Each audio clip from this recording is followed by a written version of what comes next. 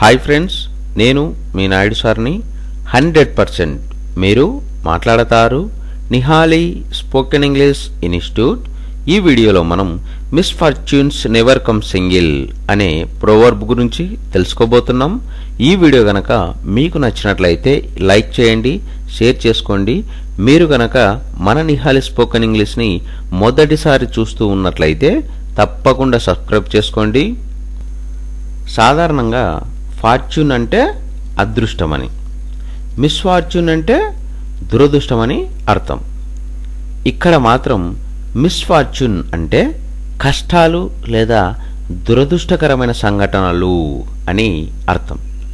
Misfortunes never come single అంటే కష్టాలనేవి ఒంటరిగా రావు అని అర్థం.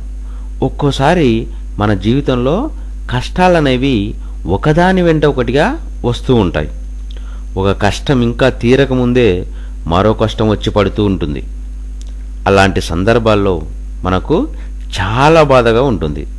ఇవెక్కడి కష్టాలరా భగవంతుడా అని అనిపిస్తుంది. వస్తున్న కష్టాల పరంపరకు బెంబలెత్తిపోతుంటాం.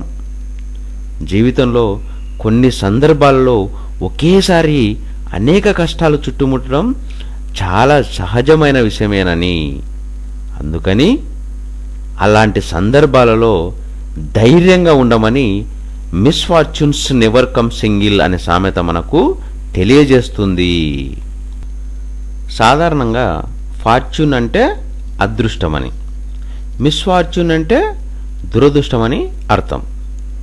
ఇక్కడ మాత్రం మిస్ఫార్చ్యూన్ అంటే కష్టాలు లేదా దురదృష్టకరమైన సంఘటనలు అని అర్థం.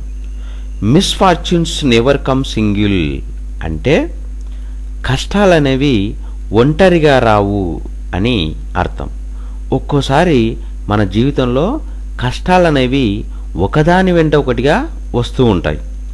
ఒక కష్టం ఇంకా తీరకముందే మరో కష్టం వచ్చి పడుతూ ఉంటుంది. అలాంటి సందర్భాల్లో మనకు చాలా బాధగా ఉంటుంది.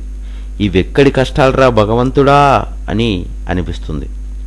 వస్తున్న కష్టాల పరంపరకు బెంబలెత్తిపోతుంటాం.